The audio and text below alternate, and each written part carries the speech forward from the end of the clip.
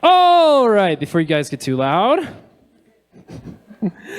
Anastasia Canfield is a board-certified musician therapist, licensed professional counselor, nationally certified counselor, professional musician, music instructor, songwriter, composer, and published academic author and poet. I wanted to keep on adding more inflection, but my voice doesn't go that high. She has her master's degree in neurological music therapy and clinical mental health counseling, and will be embarking on her doctoral education in health sciences this fall. Yeah! Woo! She owns and operates Creative Remedies, which is a group practice based in Aurora that offers mental health counseling, music therapy, play therapy, expressive art therapy, adapted therapeutic music lessons, and traditional music lessons. Anastasia also serves on Colorado's Music Union Board and the Women's Community Leader, and is active in the Colorado music scene. She has ADHD, same, combined type, and that is what fuels both her procrastination and completion of this presentation. Hey, everybody, let's welcome Anastasia up on here.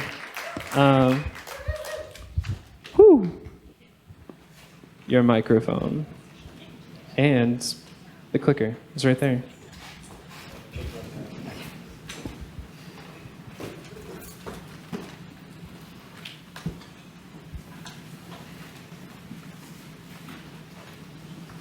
Hi, everyone. Hi. My name is Anastasia, and I'm going to be talking to you about this tonight. First of all, thank you to the Nite team. This is my first time here ever, presenting or observing otherwise, and this is such a cool event, and I've had my sights on this for several years whenever I heard of another music therapist out in Florida who had done something similar to this, and I was like, that's cool, I want to do that. So, he already told you who I am, so I'm going to skip ahead. So first of all, I want you to know that everything that I'm talking about today is there's fields of study for every little bit that I'm going to be talking about. So this is not exhaustive by any means. It's a very brief overview. And if you are interested in learning more, I definitely recommend Googling it, or you can contact me later. So, music is not a singular experience. Some believe that there's only one place or one way that music is processed, but there's actually no music center in the brain. It's a whole brain phenomenon, kind of, and I'll explain. So, music is made up of many, many different elements. There's a lot listed here and many, many more that are not listed here. And they're processed in multiple brain areas. They might be involved in a circuit connecting multiple areas, or a feedback loop which relies on multiple areas engaging in tandem, and or they might be involved in the release, uptake, or reuptake of certain neurochemicals and hormones. And this is all compounded by many, many factors, including the way that you consume music. So what I mean by that is, are you engaged in the music performance? So are you actually playing the music, or are you receptively listening to it? How actively are you listening to it, if you are listening? Or is it kind of in the background? All of those things factor into how your brain is processing it. This is the primary auditory cortex. I think you'll be hearing a little bit more about that in the third presentation tonight too, which is super exciting. But this is what sometimes people think is the location where music and sound is processed, which is technically true, but that's not the whole story. On a base level, with no detail, unique life experiences, individuality added, if we were to talk about a fresh brain, nothing has ever been processed in it, this is how you are first processing any sort of auditory stimuli, including music. And most of this happens before any conscious awareness even occurs. This is another angle, I guess, if you will, of how your brain processes music. And again, most of this is happening before you even know what you are listening to, you have any context around it. And this is before it reaches any sort of the outermost part of the brain, which is called the neocortex. The neocortex is where most perception, meaning, and awareness occurs. So the way that we consume music impacts how our brain processes the stimuli. Active participation is like playing an instrument or receptive listening. So if you are actively, I'm going to be talking more about like active listening. Those are two of the things that I'm going to be talking about today, but there are multiple ways that you consume music. Also engaging in something like movement to music, dancing, marching band, drum corps, things like that. Next, I'm going to make you do things. So, first thing, you are going to listen to what I play. Once I get things organized here. Then, I want you to concentrate on it, focus on it a little bit harder, which is also known as audiating, by noticing the space between the beats and the timbre of the beat or any other details. Next, you'll tap your foot or take your fingers and tap your chest, tap your arm, tap your leg, something like that. If you choose to tap the person next to you, make sure you get consent first. Lastly, you'll adjust as the auditory stimuli changes. Here we go.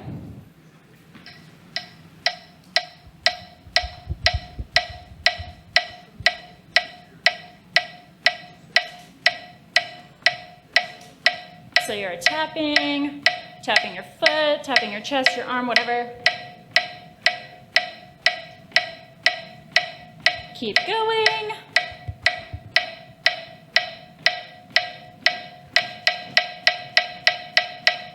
Now adjust.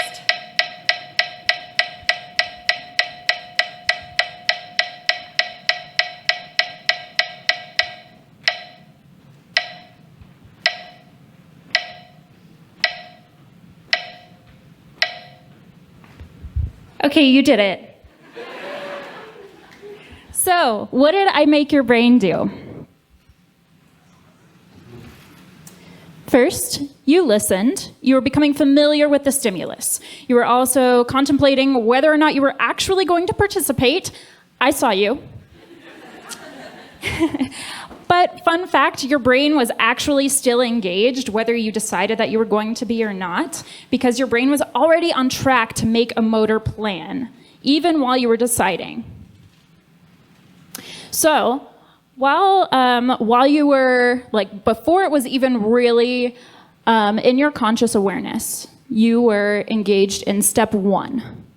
Motivation and decision making. Am I going to do this or not? So I engaged your frontal lobe, your prefrontal cortex specifically, which is involved in many executive functions to decide on your level of participation and how. After you made that decision, if you decided that you were going to participate, or even not, there was a little bit of this too, we moved to step 2. And you started developing a motor plan. So this involves a combination of cortical and subcortical engagement, which means that some of it is conscious and some of it is subconscious. All of this happened, steps 1 and 2, before you even started moving.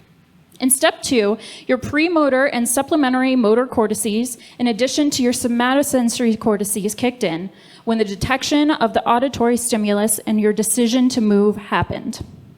So step 3, your primary motor cortex and your motor system, which you can see all of those there, which are all the structures that we already talked about, plus some others, engaged, and you began the action phase of this tapping exercise.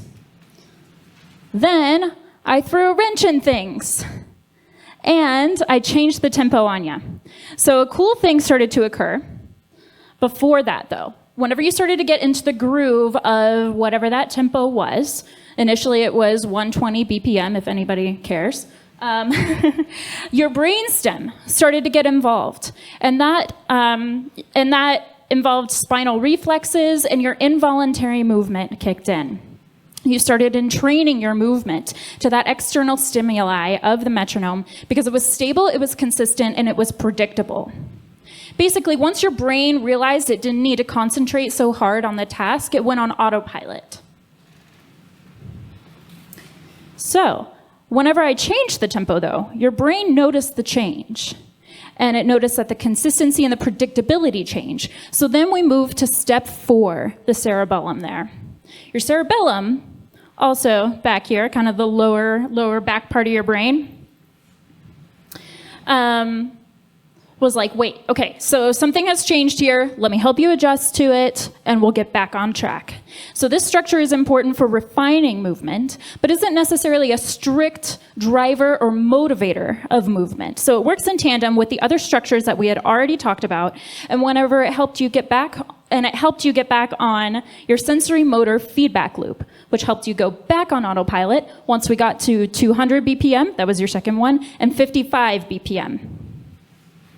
So, I'm showing you these. They're a little disturbing if you've never seen this before. This is called a sensory homunculus and a motor homunculus.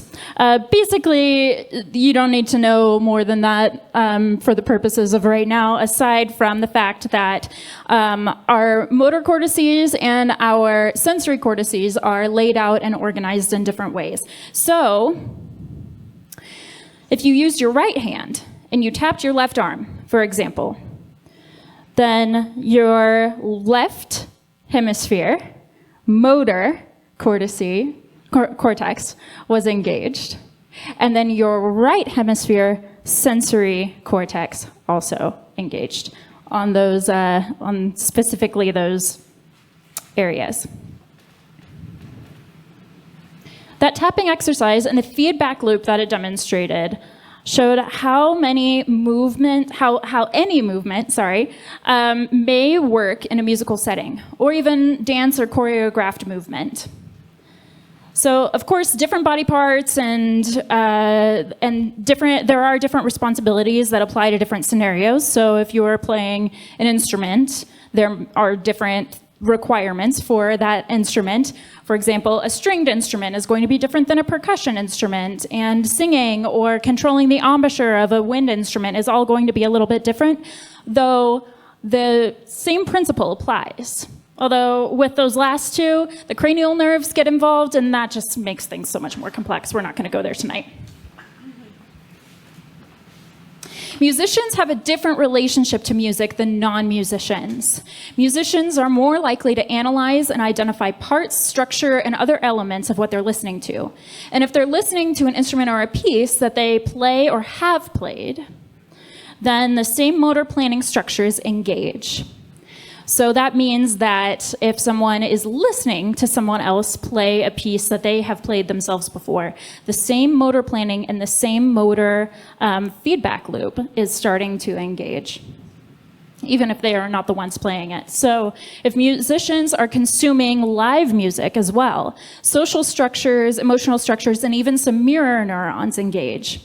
For musicians and non-musicians alike, speech, motor, and language areas also light up when listening to music with vocals in a language that is understood. And I think we're going to hear a little bit more about that later. I'm excited. So another thing I'm going to make you do. So for this one, we're going to be focused a little bit more on receptive listening. I want you to listen to the excerpts that I'm about to play. You can close your eyes if you feel comfortable doing so, or just get a soft gaze. I just want you to focus on what you are about to hear. Focus on the sensations that arise. Notice any thoughts, memories, feelings, or anything that come up to. And here we go.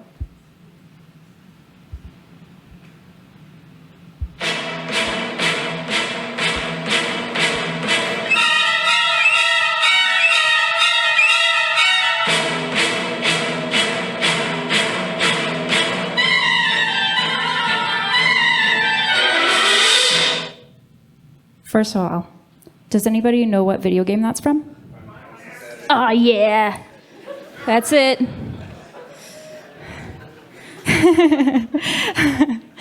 I knew this was the place for that. Okay, so hold on to that piece. We're going to keep going. Next one.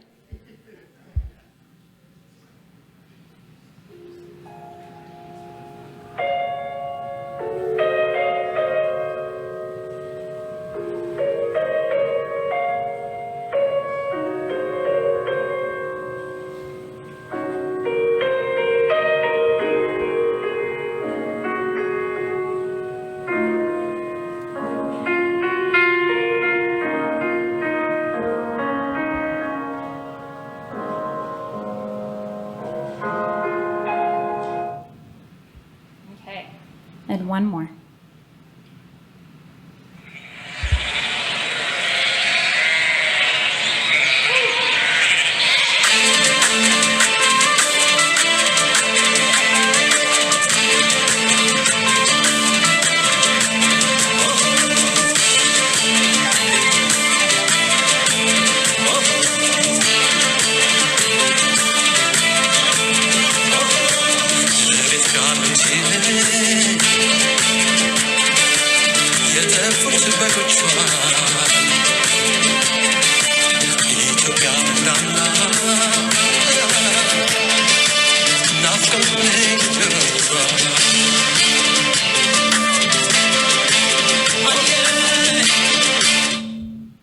Okay.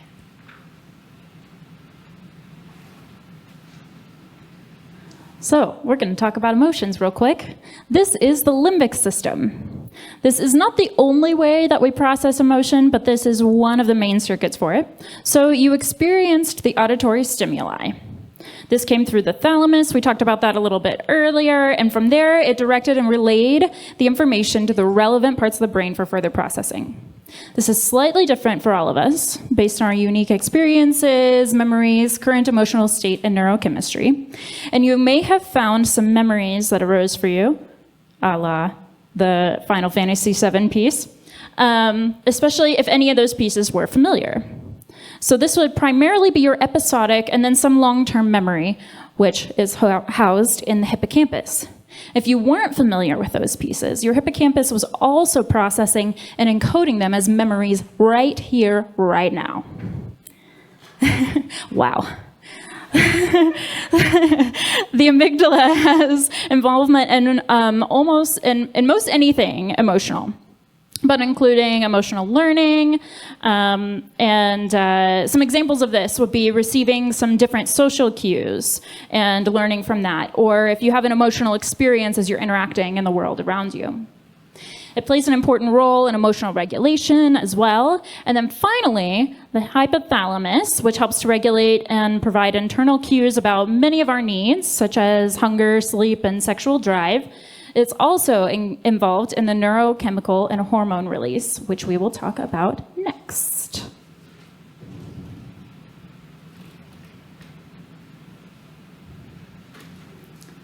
So here are some happy neurochemicals. If you had some positive memories arise from those pieces, if they were novel for you in a positive way, and or you just generally liked something about them, congratulations, you have a little more dopamine and serotonin in your system right now. Thank you. You're welcome. Dopamine and serotonin are cited as two of the major neurochemicals important in the production of positively associated emotions. In the context of music, they're released when we're listening to music that we enjoy or we have positively associated memories connected to them. Dopamine is also important in the encoding of new memories and learning because it's released when we are exposed to novel stimuli that we enjoy. Dopamine and serotonin are both important for overall well-being and regulation, and they are two hormones that are targeted in a lot of psychiatric medication. Now, if you didn't like those pieces played, or if you have negatively associated memories or emotions, sorry, I gave you some cortisol. Science has its drawbacks sometimes. So what you see here is an example of the stress hormone cycle. That, and also, that suggestive-looking thing to the left is, in fact, your pituitary gland. We all have those, by the way.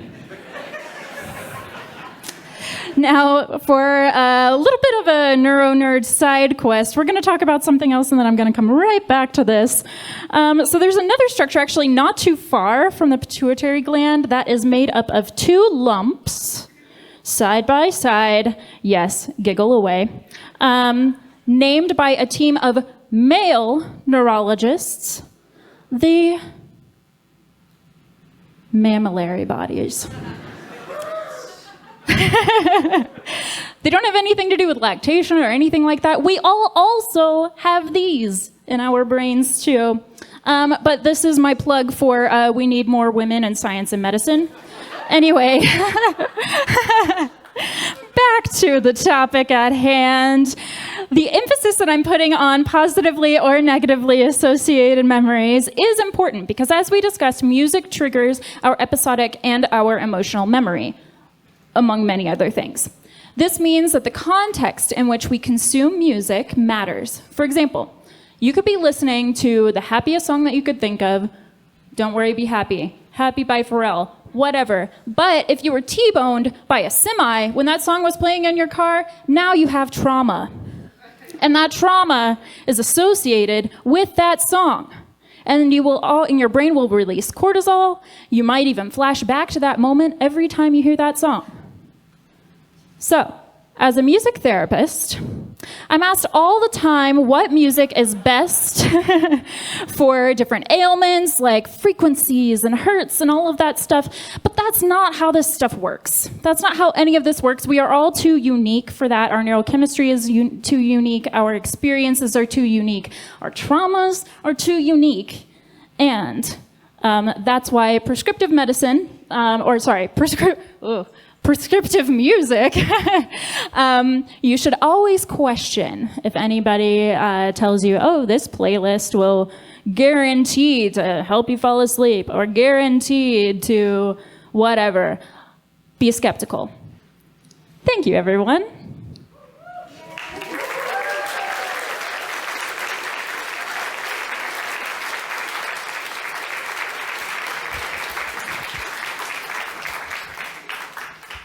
That was awesome. Thank you. Yeah. These are awesome too. What are these? Those are neurons. Neural networking. I just didn't read. I love it though. Who has questions? It's question time. We got right here. What do you think about Alzheimer's and like the way people who have Alzheimer's react to music? I'm gonna repeat that real quick. What do you think about how people with Alzheimer's react to music?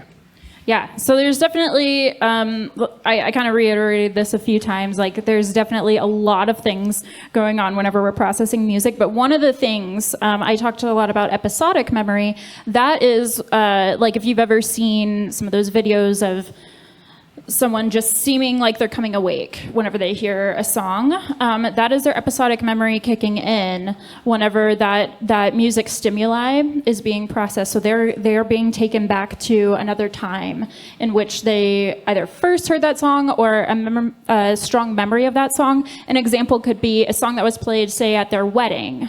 That's going to be very deeply encoded.